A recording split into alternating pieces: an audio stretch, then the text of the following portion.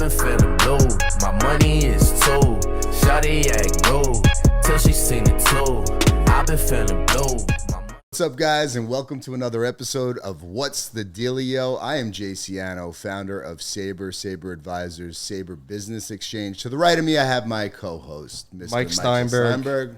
Mike Steinberg, Headstone Business Advisors, and today we have such a good guest. This guy is a fucking legend. Richie, thanks so much for joining. How are you? I'm excellent, man. You asked me how I'm doing, ready to get started. I came out ready. I came out. Born ready. Came out. My mom, they knew, like, wow, this is something. You know? Something special is about to happen. Yeah. I was full of trouble growing up, man. I was always getting myself into something, jumping off something, breaking something. Yeah. You know, every day my sister came home from school, she would say, "What did Richie do today?" When I literally like talk about terrible twos. Where'd you grow up? I grew up in Freeport, New York. Okay.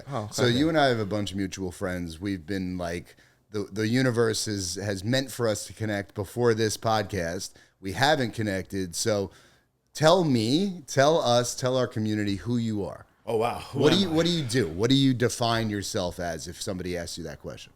I define myself as somebody that's just striving to do better and be better and going after their goals. You know, I'm in my own lane. I'm laser focused. I'm not really looking left and right, but I root for everyone, and I want everybody to win. Yeah. I think that's amazing. I think there's enough winnings out there for everybody to get. So I don't believe in lines in the sand. I believe in collaboration. I believe in working with beautiful human souls. I believe working with great energies.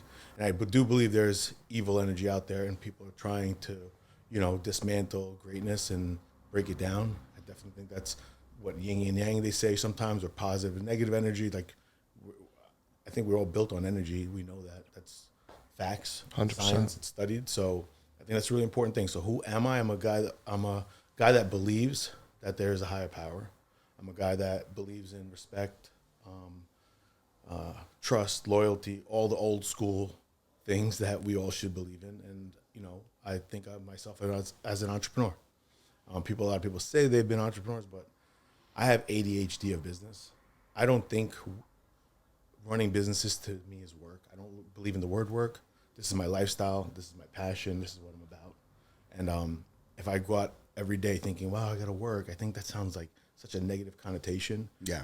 I get a chance to go out and meet people, network, create ideas, build businesses, figure out ways to do great work. And I've always done great work, and financials have come behind that. Yeah. Like, I never chased the dollar. Creating value. Yeah, I created just solving problems. Right? Yeah.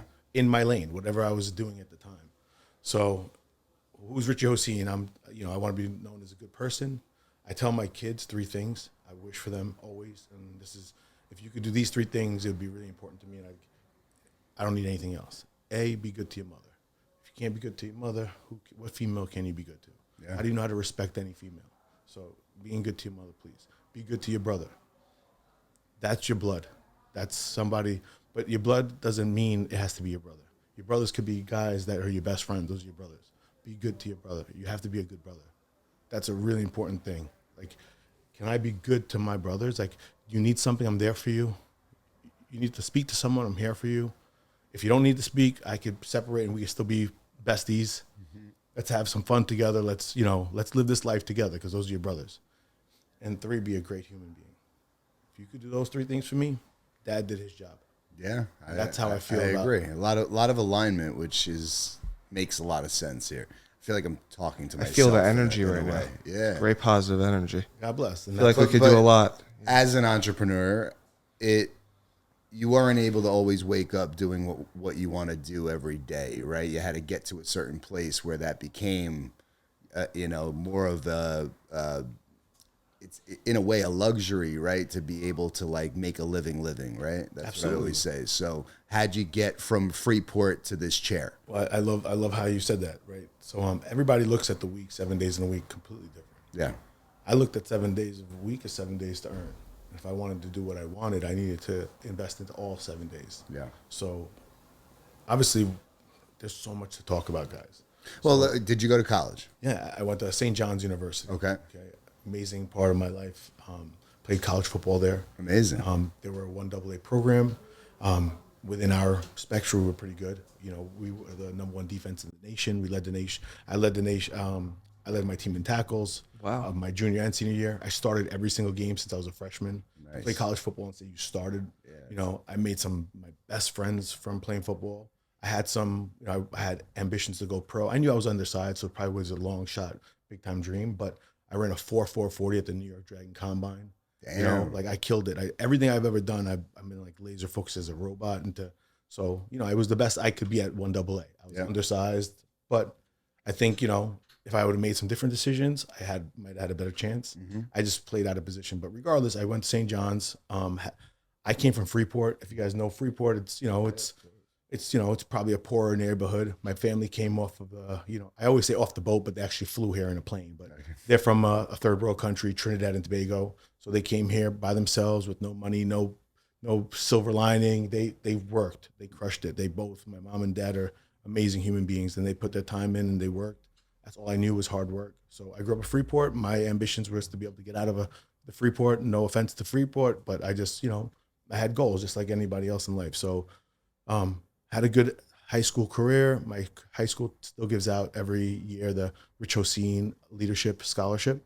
Amazing. So they built a scholarship and they named one after me in my high school. So that's an honor. Absolutely. So that hopefully tells about me. Like that's what I'm about, leadership, ethics. So they name a scholarship every year after me. So that's pretty cool. So then I went to college, had a really good career, had a degree in management. I ended up getting the silver key randomly. That's graduating #2 in your class. Amazing. That's documented. It's not like something I can make up. Yeah. But I got that award. I also was chosen to be the only student athlete from my school chosen to represent us in the National Leadership Conference. The NCAA did a National Leadership Conference, and I was chosen to represent St. John's. One student athlete from each school representing the school. So we went down to Florida, Orlando, and they did this huge leadership conference in college for us. Wow. So I had to apply to that, and I got selected to represent my school. So I was always they called me the St. John's robot because, like I said, I lived, breathed, and died it, and that's all I knew. Maybe it was a little bit because I always bring up I have ADHD because I got to be doing something. So as long as my eyes are open, I'm not just sitting there watching Netflix. I can't do it. I'm doing something. So it's got to be being creative. It's got to be doing business. It's got to be making it feel like I'm accomplishing something, achieving something. So in college, did you have any like pull to some sort of like career? Did you feel like there was something you were more interested than? There's so many opportunities, right? You could choose anything. Yeah, So did you know at all what you wanted to do? Me neither. That's why I'm asking. I had no clue. I went in actually as a computer science. Yeah. That was the thing back then. You have a computer, you're gonna kill it. I took one computer science class. I looked like it was different languages to me, and I could not figure out what they were talking about. Yeah. And I was like, wait, maybe I'm not smart. I could not figure out the dose and all the characters and what they were. For some reason, computer science did not mesh well with me. Yeah. I dropped computer science. I said, I'll do like just business and I'll figure it out. And so I did management degree, and I just, got through. I've tried to figure out what I wanted to do. Graduate college, and how do you make money? All right. So I wasn't sure what I was going to do when I graduated. So I told you I was trying to play pro. But before that, I was working actually on the weekends for a DJ company. Okay. So I was working during college. Here's another similarity. Right? So I worked for an entertainment company on the weekends. And then, I'd work in Guest, the Roosevelt Field, the store, for clothing store. I was spraying perfume and colognes at Macy's. I was doing all sorts of jobs, and I worked for, this was actually pretty cool. I worked for a sports company, and they gave out picks on games. Everybody's into gambling. Yeah. So I worked for a guy, the Stu Finers of the world. Yeah. There was another group like that. So I was picking up phones. Hey, how you doing? You want your free pick?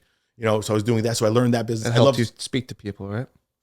Oh, the more I love speaking, hey, how you doing? Making friends. Oh, we want the free pick. Awesome. Somebody get back to you. I learned the business a little bit.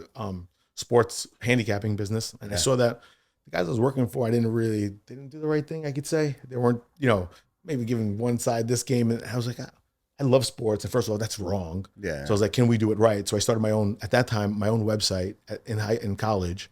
And I was giving out sports picks online in college on my own website. Wow. So yeah, I figured out how to build a website. I contacted somebody in India. I was up every night because their time is almost, if it's day here, it's night there. So I was up at 1 a.m. to 3 a.m. every night building this site with a guy named Niraj, who today, 20 years later, we're still friends. We're still working together.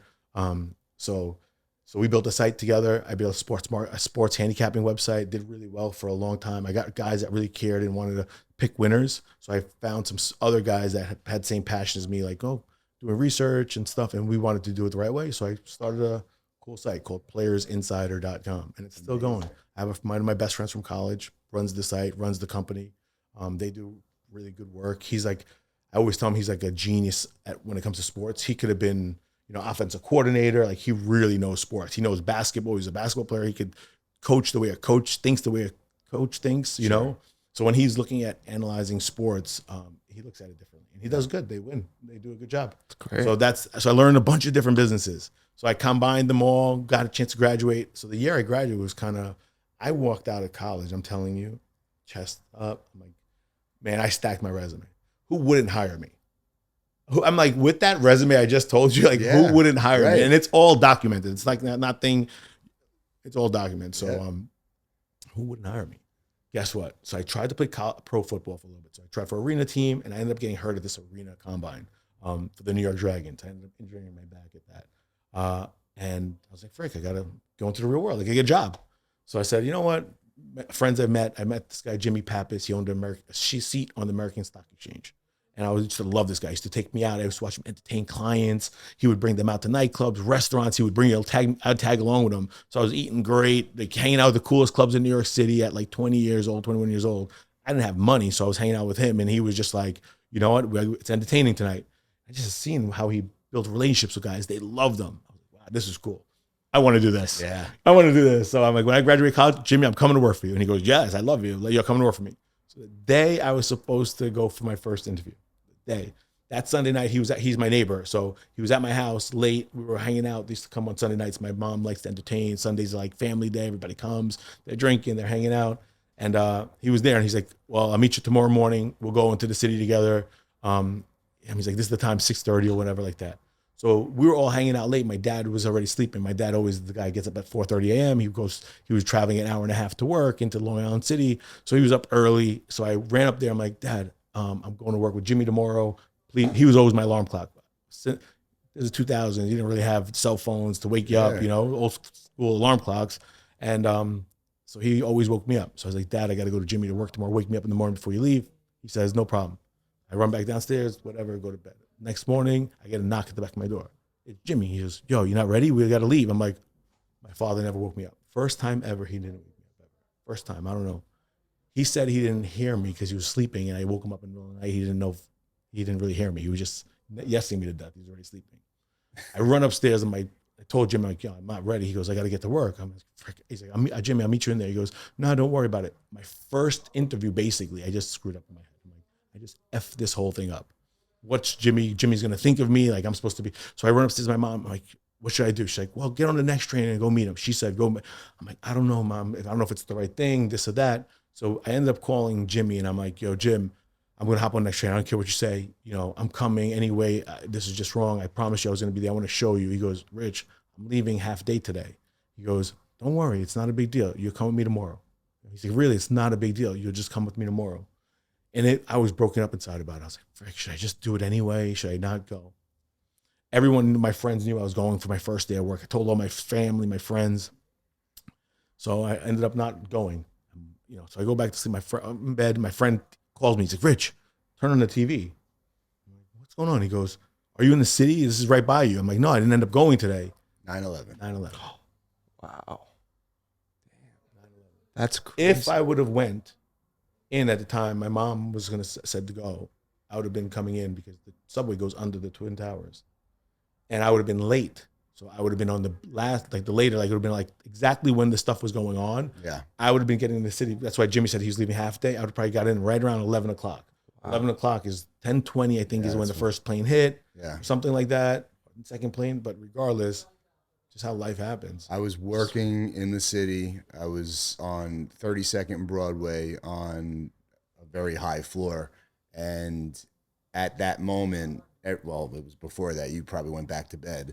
And at the moment that the first plane hit the tower, everybody ran to that side of the building, and we were all looking at, when somebody said like a plane hit the tower, in my head, there's this little Cessna with the tail sticking Yeah, exactly. out, Same with me. That's what I thought. And That's my friend called. That's exactly what I thought. I was like, I thought it was like, oh my God, it's one of these little 100%. planes flying around. I walk up and I look at this gaping hole, like bird's eye view of this, right? And I look at it and I'm just like in complete fucking awe of what the fuck happened. And I'm looking around and everyone's glued to it, frozen, like nobody knows what to do. And all of a sudden the fucking second plane approaches and disappears, and I'm like, oh, thank God, right? Because it went behind, I couldn't see it anymore, and then boom, I just ran from 32nd Broadway down Penn Station, down the stairs. I'm living in Manhattan, get on a fucking train, and just wait for the doors to close. Nobody, as I'm running down the front steps,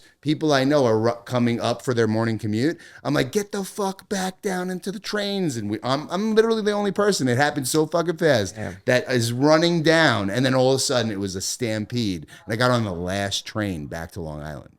It was crazy. And then when we pulled out of the tunnel, the first tower fell. So I was like the opposite of you. I fucking got the hell out. What happened to Jimmy though? Is Jimmy okay? So Jimmy was in two buildings away, and he got his people out very quickly. But I know me at 21 years old, if I even went with him at the right time, I might have went to go save someone, go help. Like, I'm a 21-year-old kid that just played college football, seeing people need help. Totally. Would I have ran to the building or ran away? I don't know, to be honest with you.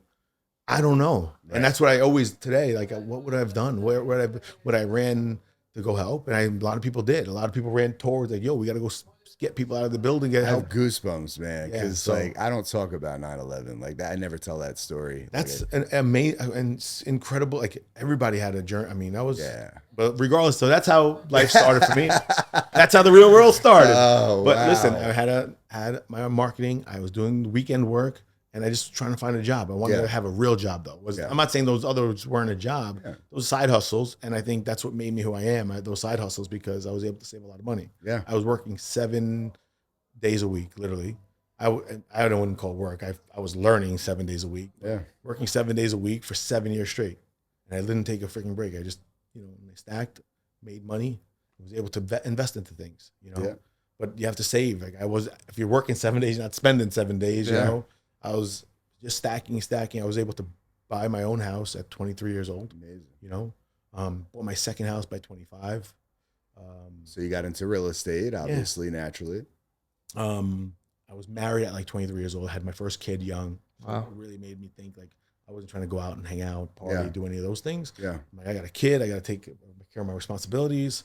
So do you think that being an athlete kind of helped you with that focus, staying away from drugs and alcohol, or am I jumping to conclusions? No. I mean, being definitely 100. Yeah. But people that were athletes drank and of course drugs. That's the mentality in business. Right? I don't know what I think. My parents, I'll have to do my parents. I just never wanted to let them down. So I just didn't want to go down that route. Yeah. I never was a big drinker. I was more of an eater. Yeah.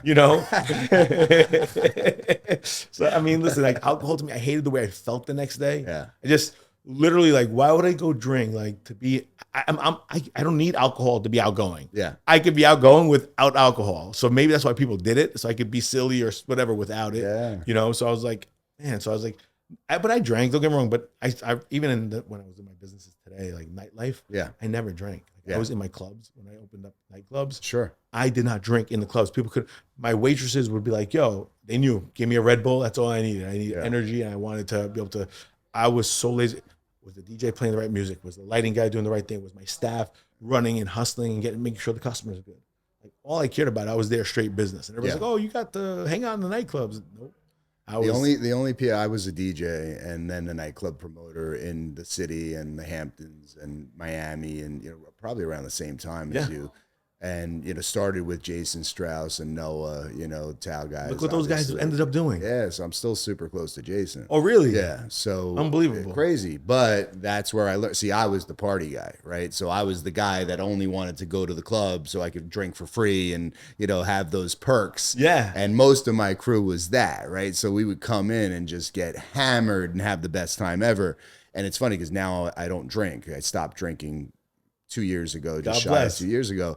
But it's like hearing you, I'm like, fuck, man, like the shit I would have accomplished if I didn't, if I had that mentality then. But that's what I always admired about Jason and Noah and folks like them, which there's really not many, but they were all business. Like, you have to have that mentality that you have to be successful in that industry. Because if you're going in with my mentality, and to me, honestly, like I knew for a fact that if I stayed with DJing and stayed in the nightclub space, I would have died young. Like, I know that for sure. It's a tough space to be in. Yeah. And I got in that space after the fact. Like I said, I had established a little bit of more of a career in healthcare. Yeah. I got a job with Pfizer Pharmaceuticals, so that was really cool. But I cut my teeth at Airborne Express, DHL. Sure. I used to compete against FedEx and UPS. Yeah. And I used to beat those guys' butts. And having the worst brand, worst company, it was worst service. Like, we weren't that great. Yeah. Had your own route? No, I didn't have a route. I was actually a salesperson for them. Okay. But think about it. In New York City after 9/11, being a salesperson, going door to door. Yeah. No building will let you in. So Right. I had to think of really All the creative ways. anthrax scares. It was a They shit wouldn't show. think about trying. I can't go door. They like No they- social they- media. They shut that. There was no social media. So everything we used to do was mail out things. Yeah. I used to come up. We came up with this thing. I used to buy 100 scratch off cards and send out to CEOs in New York, in my territory, and say, "Hey, I gave you a chance to win $1 million. Just give me one chance to meet with you and see if I can save you 30%." Love It's that. creative. You know? That's Yeah. creative. And then, and they would win. They would call me back, say, "Hey, I won. I just want to let you." It was people did it. Some people didn't. I mean, if someone sent me that, I'd have to call them back. Yeah, it is. But they went out of the way. They bought me creative effort. They bought me a scratch off. Like, that was cool. Yeah. I did have a chance to win $1 million. Yeah. So. Anyways, that's kind of how I cut my teeth, and how I became the #1 salesperson in the country for Airborne at the time. Yeah. I went into my secret sauce was I wasn't afraid to hang out with the drivers, so I'd go down and help the drivers pack. No other sales rep would do this. Yeah. I'd go help my driver in my territory pack. Go out with him on the rides. We would go deliver packages to receptionists in offices. So I got into the buildings because I was with the drivers. Drivers were allowed. So I walked into the buildings, met receptionists, said, "Hey, I'm from Airborne. I could save your company 30%. I know you probably don't care, but this is what makes me care. I'm trying to move up in my company. I'm sure you're trying to move up. We're both young. I'm going to do all the work. I'm going to save you 30%. You go bring this to your boss and say, "Hey, you take all the credit. You did all the work." Like, "Hey, while I was here, I figured out a way to save us 30% on, we ship a lot of stuff. As a business person, I wanted to prepare this for you." I bet he's going to look at you differently. I bet he's going to be like, "Wow, this girl took initiative, not just being the receptionist welcoming people, but you're looking out for my business." That will get you to where you want to be. And guess what? The more sales I get is going to make me look good in front of my boss, get me to where. Win-win. And it's a win-win. What do you think? Boom, everyone signed up with me. They gave me everything I needed. I had their phone numbers. Instead of me cold calling, "Hey, Mr. Receptionist, nobody knows," they're hanging up the phone on you. I went face to face, and that was always best for me. Face to face conversation. They get to feel my energy. They could see, wow, I was genuine. I was sacrificing. They're incentivized. Yeah. And it was win-win. So I figured that out and became the #1 rep there. Went from there to Pfizer Pharmaceuticals. Got a job with Pfizer. Got amazing training. They're one of the biggest companies and honestly most well-trained companies. They're very militant. They have like military leadership there. So everything they did was basically really structured, really organized. That's why they're such a great company. There's probably millions of reasons why, but that's one. So the cool thing about Pfizer, they had like an 18-month training program. It was like 6 phases. And this is so brilliant. I'm going to take this with when I build my next big company. So they had 6 phases of training. It was 18 months long. So you weren't actually an official Pfizer employee until you accomplished these 6 phases. So they were important. 1, training, study, books, reading the anatomy, understanding your drugs. That was a phase. And then the 3rd was in the field training with your manager and doing role plays. And then phase 4 was doing an analysis of your territory, like making sure the doctors were aligned. Like, it was a really intense 6 months. Are you getting paid? Yeah, you're through getting the paid training throughout process? Phase 1, you're getting paid? All phases. You're getting paid the whole time. Mike and I are thinking the same Yeah, thing. you're getting paid the whole entire time. Yeah. But they're making it feel like you have to accomplish these things to be really on the end. Right. So it made me think like, But you're not guaranteed that you're gonna be in at the end, right? That's the part. Yeah. You're not after that. You're guaranteed your work. You're official. If you make it, yeah. If you make it, but you're getting paid like a regular rep. Sales, it's not. You're in the company. You got all the benefits. You got the company Through the car. training process. This 18-month thing is more of like, I thought genius, because whoever thought of this was so genius. This is so well thought out, because when you get that 18 months, now it's like, do I leave this company? Right. I just got through this freaking thing. So it definitely kept me there probably I'm a another year and a Pfizer half. Navy SEAL over here. How could I leave? I'm a fucking Pfizer, exactly. I'm a fucking Pfizer Navy SEAL. I got out of there. And phase 6 is like you're with all leadership. Like you're with the vice president, you're with the regional manager, your manager, all the other regional managers. proud. You present to them. Yeah. You present to them, and like you're in front of the class, and like all these people. It's like, what the fuck? Like, I get through this. It was nerve wracking. Don't get me wrong. And there was like 7 of us going at a time. So we're all like Navy SEAls. Yeah, that's great. It was, now that I think about it, I'm like, shoot, do you leave this? And now, you're getting paid more. And I'm winning awards. I became the #1 sales rep for my drug in the country Surprise, at Pfizer. surprise. So it was good. So, I mean, I honestly, it was cool. So it kept me there a year, but the progression there is from going and doing all this. Don't forget, I had my sports marketing company at night. I was still doing DJ company on the weekend. Okay. So I was working for Pfizer, going through this training, It's brilliant. work, and then coming home at night working, and then on the weekends working. Friday night, DJ company. I had a Sweet course. 16 on a Friday night, a bar mitzvah Saturday morning, a bar mitzvah Saturday night, Sunday another wedding or a Sweet 16. That was my weekends, and then I'd get back to work on Monday. And you were married at the time?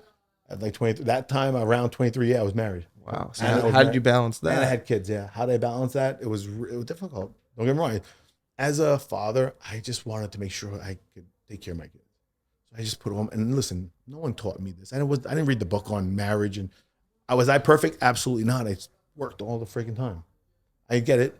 On the weekends, I'd be there to be a coach as dad. But if I wasn't working, who was? Right. Mom was home. The kids had to go to school. Like someone had to go out and hunt, because if not, then we don't got food on the table. So I just literally went laser focused into that, and I was like, shoot. And I'm not saying I was panicking, but I was just like, I got to take care of family. I'm responsible. I got to step up to the plate. Do you know Tony Lopez, Body Rock?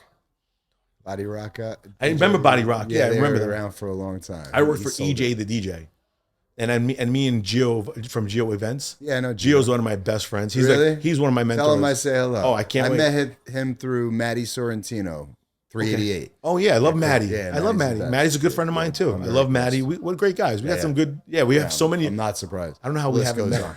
But I don't go out much anymore. It's just ice baths and saunas for me. I love all day. Oh my god, I want to build a center that's ice baths, saunas, and fitness. Let's talk. That's the guy to That's all talk I to. do. I wanted, and we have people like this would be. Yeah. I want it to be ice baths and saunas. It could be everyone can. It's like a sauna for everyone to use. Communal, yeah. Communal. I just think people like that want to be really caring about their fitness, health. That's the type of people we want there. Spirituality being there. Like we'll do meditation, and training, workout. We'll do like how they do at like our own. I like the Orange Theory workout. I think it's just a little bit more aggressive. I think OG Academy is doing I something a started little with bit. Orange Theory at their first studio. So and I think what they're doing is great. But And I'm going at 11 a.m. actually. I think I think couldn't we can get expand there upon this what morning. they what they do, right? Yeah. I think for a little bit more advanced now, you come to. There's a lot of that. We'll talk offline. And I know there is, but I think I don't look at competition. I think No, we do it's not something about that. great. It's just doing something We great. do something Yeah. special and great. I 100%. want to do blood work. I know how to do, since I'm from healthcare, I have labs I can work with that can give us discounts and tell people how they can utilize their insurance to get their blood work. And I don't want to do no little basic blood work panel. I want to do everything. Yeah. Every vitamin test, every mineral test, everything you could, from hormones, from how you metabolize medication, to So important. every single thing you could think about from a blood work, because these insurance companies are only getting richer and they should actually pay to see how their patients are doing. Yeah. And the only way to do that is to know everything about them. 100%. So I want to create that. I'm working with some AI. I'm working out of Puerto Rico with a company called ThinkCat, which is unbelievable, led by Ravi Lam. He's exited a few companies already. So he's building an AI machine learning company and life science company that I just joined and I'm going to be working with. And they're doing stuff in healthcare, AI, machine learning, helping doctors with physician burnout, helping doctors when they're, instead of having to take notes, we're going to have technology that they'll have a mic, they'll be able to record the conversations. Everything is done hands-free. The first product we'll launch is called No Key, because it's no keys anymore. You're going to be able to be a doctor. You're going to have all the information prior to your visit for your patient coming in. You're going to know everything about him. AI is going to analyze it and basically give you all the meat and potatoes, so you can actually, when I see you as a patient, I can treat you. I can tell you, hey, this is the roadmap. Right. And I'm going to get all the information from AI to gather it for me so I can make really good decisions and quick decisions. And a customized solution for every different human, right? Everyone Instead should of have just applying everything. Exactly. Knowing everything about you, Yeah. Why isn't that done? How is that? I don't know if with all the money we're sending across the seas, all the money that the insurance companies are, look at their profits, billions and billions of dollars. If the insurance companies are profiting, that means there's still money. So many billions. Can we put it back into the investment of and saying and telling stop? They're lowering how much they're paying doctors. So if a doctor has less incentive to treat us, let the doctors be doctors and treat and pay them for what they're doing. You're making up. There's enough money for everybody to eat. So much money. How will they be?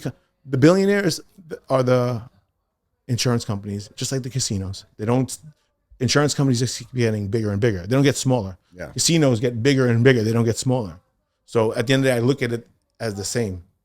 So Are you, anyways, you still in the nightclub business? What's I changed a little bit. So we're going to be opening some things this summer. I'd love for you to help us. Yeah, And you guys be a part of it. course. We're going to be opening something on the beach. It's going to be a day party on Saturdays. No way. I can't disclose the location, but keep following me. I'll let you guys know where it's coming. Please. But we're going to be doing like a Tulum vibe on the beach. Amazing. In Long Island, in mid Long Island. Is Spicy Austin going to be there? If he's there, I'm in. All right, so Austin, so there's going to be a membership. Okay. We're gonna have, Austin is the we're gonna have first member 16 ever. to 20 cabanas that Yeah. you can have for the summer. It's Yeah. going to be on the beach. On Saturdays, there's going to be music there. You can come and enjoy your cabana. Great vibes. Great. We're going to be playing tech house, like some cool, like vibey. Are you going to have Tulum. DJs? Oh yeah, like every weekend. Headline DJs. We're And gonna stuff? headline. Yeah. I just I'm going to be hopefully working with Lou B. I don't know if you remember Yeah. Louis B. Yeah, sure. He's a big DJ booker, so he's going to be helping us book all of our DJs. So yeah, every weekend for the summer in Long Island, mid Long. You don't got to go out to the Hamptons. You don't got to go to the city. You could stay local. Go down to the beach. Good vibes only. Are It's we going to going be down to the beach or up to the beach? It's gonna. He's got to keep his I'm a real confidential. estate guy. I know. So it's Yeah. going to be down to the beach, Okay. right? You But, lease the property or own the property? we're going to be partnering. We're going to be doing JV? a management deal. I Yeah. can't own it. I'm going to be managing. We're going to have a management structure. So I think I just read between the lines on why you can't own it. yeah. So I can't. It's not. But regardless, we're going to be the promotion yeah. marketing team. Of course. We're going to come in and do some cool events and vibes.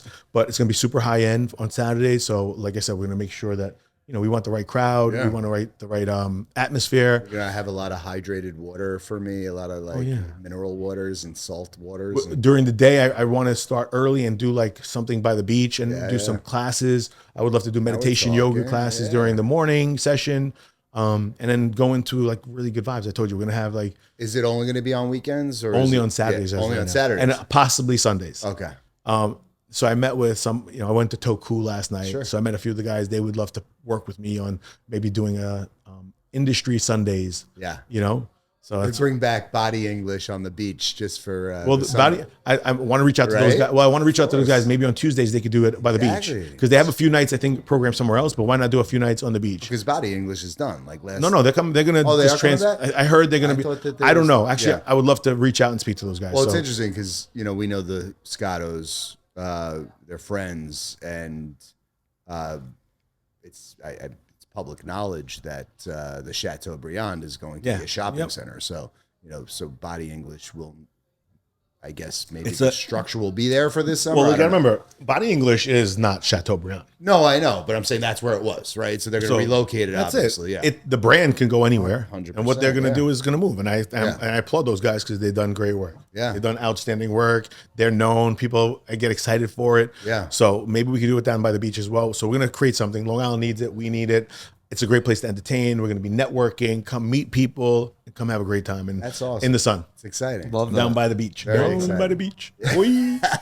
So you say you're transitioning. So tell us how you got into the nightclub business, because I want to know about that part of that season of your life.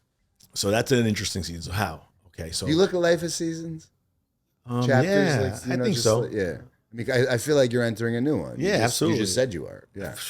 Every day, but yeah, absolutely. So how to get into nightlife? Okay, so I my sister posted on Facebook a couple years ago. She found this letter I wrote, I think in 6th grade, and asked you, "What do you want to be when you grow up?" And it said nightclub owner. 6th grade.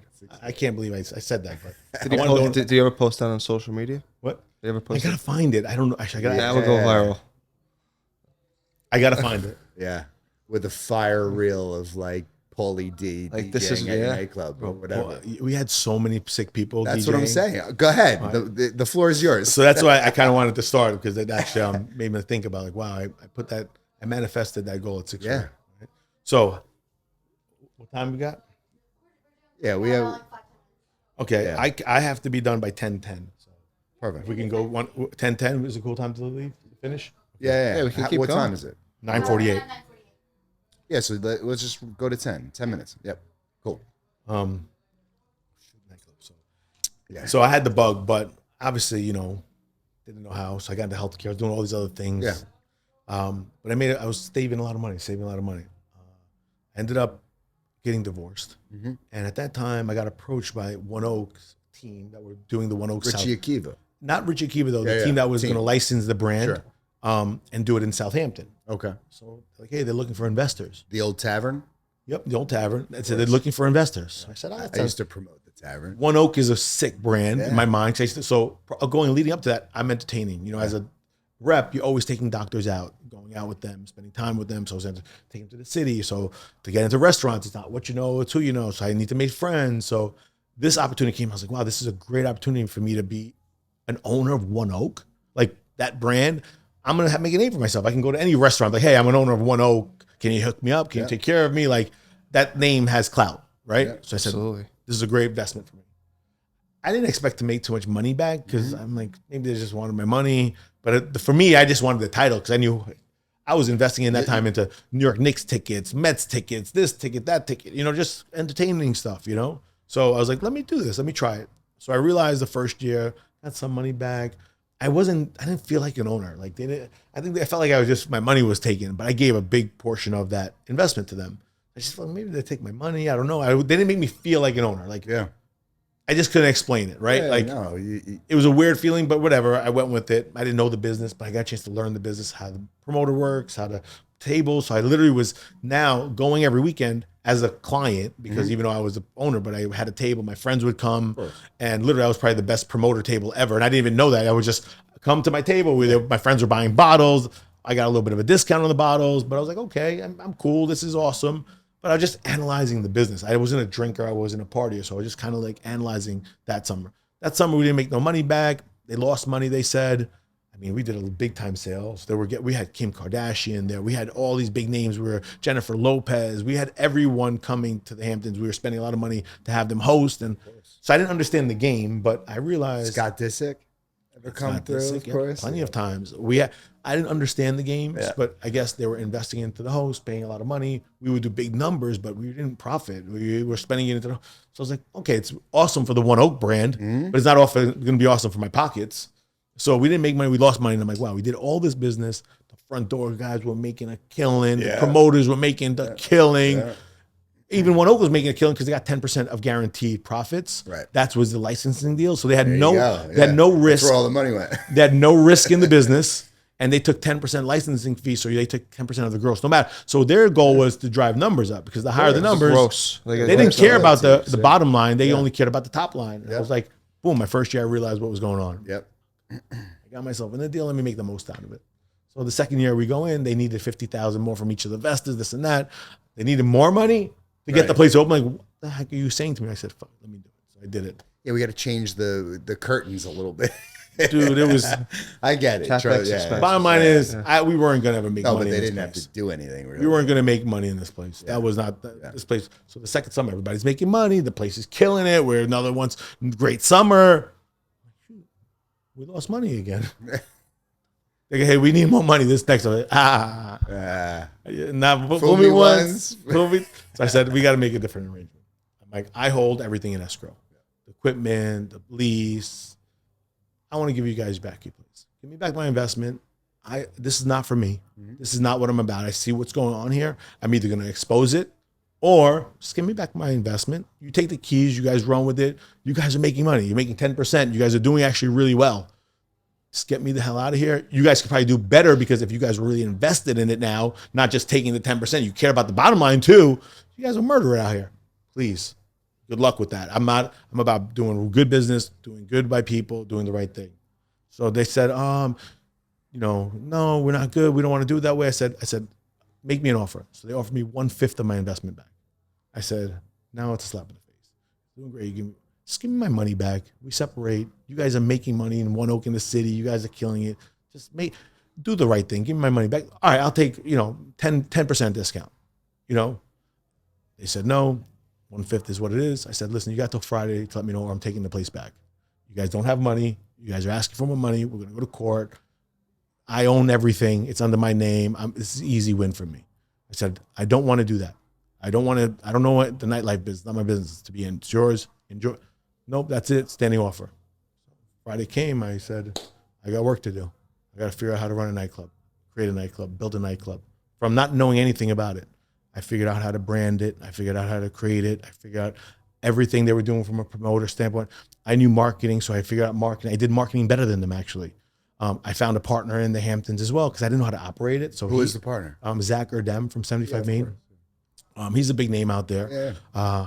But regardless, so he did ops. We found all the management staff. I was the music booker. I was the person answering the phone calls. If you called AM at any time in the summer, I would say, hey, AM Southampton, Chris speaking. No lie, because I like shit. The owner came, but I was so meticulous about who picked up the phone because that's the money. I used to have. I remember. I had a host. Yeah. I had a host doing it at one point, picking up the phones. I'd have a host pick it up, and I heard her talk. She's like, "Hi, oh no, we're sold out tonight," or oh no, we're this or that. I'm like, Not, she was not just the same. No, of course. So I started picking up the phone and I started booking. Hey, you guys, how many are you? This and that. Like I wanted to do it. That's the business. That man. changed was everything. mentality. As a promoter, That's that's all the promoters wanted Make that phone everyone call. feel- Well, the main promoters wanted, but we didn't have promoters. The promoters wouldn't work with me that first summer. Right. Because of One Oak deal, they had a of course. top. They can't touch it, right? They couldn't touch Yeah. me. So guess what? I outproduced them in June on my own with my own friends, my own network, my own promoting. In 2 months, I had to figure out how to get a liquor license, change the brand, do all of this stuff, get the place open, run. And literally, I crushed it, bro. I crushed it. Marketed it. I created the flyers. Every part of that business, I learned, taught myself how to make it. But I told you, so laser focused. Yeah. I was reaching out to. And you took all the skills from your previous experiences everywhere and just put it into this. Put it into this. You could do And anything. I didn't drink. I didn't party. Yeah. So I was going there as a business, Yeah. making sure the bottom line, top line, all the lines were good. Yeah. We crushed it. We outperformed One Oak that summer, Yeah. not knowing anything about That's it. unbelievable. Yeah. I booked all the talent myself. I was making phone calls to agents. I was trying to get this person. To this day, AM, the 3 years we had in the Hamptons, we made some noise. That's To this day, we did such a great job. We ended up, it started getting really young at the end. Yeah. We started getting a lot of fake IDs. So, Yeah. and then the only person that was going to make money that year was the landlord. The landlord wanted to jack up the rent even more, knowing how well we were doing. Of course. It just wasn't going to be worth We're always it. getting squeezed in that game, right? And it was not like the town made it easy. They were trying to shut us down every step of the way. They didn't make it easy for They us don't to be want out there. nightclubs out there anymore. But why? But that's what makes the town have a vibe. Totally. It makes everything. Since those things are gone, the prices of houses go down. And the people need entertainment. So go ahead. Sorry. Well, I was just gonna say, there's really no nightlife anymore. Like Except it's, you go it's Mount Hawk. dinners and stuff after, right? Like versus nightclubs. I mean, like our era, it was like nightclubs were everything. Absolutely. And there's really none on Long Island either, right? Nothing. Like, I mean, There is- what do people do? It's bizarre. People are ending earlier, but that's what we're going to try to do something day into Yeah. dinner experience, vibes on the beach, on the water. So it's a restaurant as well. So it's going to be a restaurant beach with Tulum, like Mexican type food with tacos and really nice, like, you're going to really, we brought in some really good, really great restaurant partners in that Amazing. space. So the food's going to be great. The vibes are going to be great. So that's what we're going to plan on doing Saturday. So I do that more to network with people. Totally. And I have a passion for hospitality. I really love when people come to my place and have a great time. Yeah. Have you ever thought about opening a hotel, buying a hotel? Listen, man, if you can figure out the financing, it's one area that I haven't been great at. I could do the work. I think you would crush in a certain location. I think that's the financing Take piece. over the Allegria. That's where I come Long in. Beach. That would be amazing. Which We one? should. The Allegria. That always had a chance. I remember. Yeah, I was involved in the inception of it with Alan Rosenberg, who actually was the owner of the real estate under Jet East in the Hamptons and still owns the Marquee. So Marquee in Long New York Beach City. Long Beach could be like a Hamptons, but unfortunately, Long Beach's leadership doesn't want that. No. It's a great place, Long Beach. It's great. I would love to do something in Long Beach, but I don't think I will get the support. Yeah. No. you have to make not just me win, everybody there has to win. course. We've got to make Long Beach. Long Beach has to invest into Long Beach, like Long Beach and the people I think there. you should run for politics. I think I'm sensing like, let's go. Let's go. You have one life. Let's Yeah. do it all. Let's go. Yeah. Let's all do it all. I root Right? for you guys to do everything and accomplish all your goals. I Right. root for you guys so hard. Yeah, So, I mean that's what we do. It's all collaborate. People That's at the it. top they're not competing, right? It's the collaboration. yeah, I'm laughing because we're gonna do. I have no doubt we're gonna do something. We're gonna do something big. Absolutely. So I'm telling you, I need a team. I don't have a great team. That's Yeah. the few things anymore. Like I've been so laser focused, like rebuilding right now. I'd love to have you guys a part of it. Yeah. You see my passion. You see my energy. That's me. That's Yeah. what you're gonna get. Yeah. I'm a little bit older now, so probably can't move as fast. I'm not running a 4.4 anymore. But That's ridiculous. But yeah, It's ridiculous. but I'm still moving pretty. This moving is moving faster. So before we wrap this up, I have to know. So what is your daily routine? How do you eat? How do I eat? So that's sporadic. Yeah. I've been good and I've been bad. I told you I love food. Yeah, of course. So as being a foodie, I think that's my weak spot.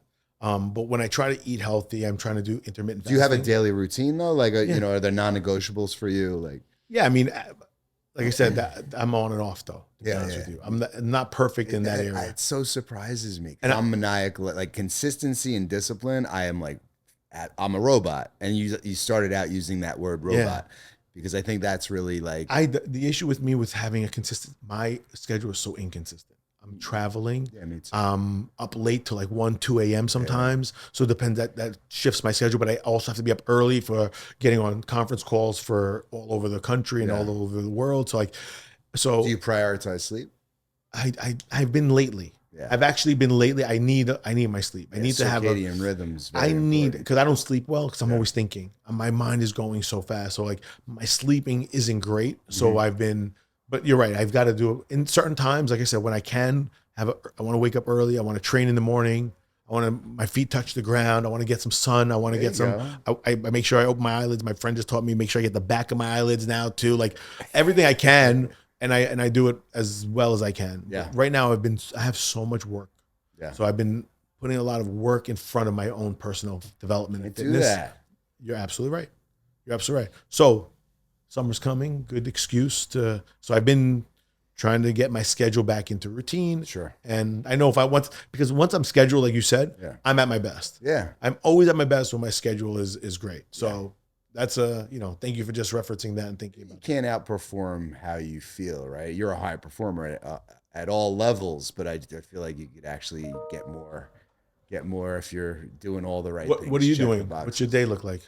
I mean, ice bath first thing in the morning, workout typically first thing in the morning. Today that wasn't an option, but I moved my schedule around specifically to jump into an Orange Theory class here right after this, like so I won't miss that kind of somewhat morning still fasted workout. Yep. Even though I hate working out at 11 a.m. So Right. you know, It's late. Like in the early terrible. first I thing. got to knock it out. Yeah, quick, same. Me too. 7, I don't like you know. going at the end of the day because I'm mentally tired, can't. and I feel like it affects me physically. Yeah. I drink element water first thing in the morning with some creatine. That's all I do. I don't typically eat till 1 p.m. Get it into my sauna for, after my workout later in the day.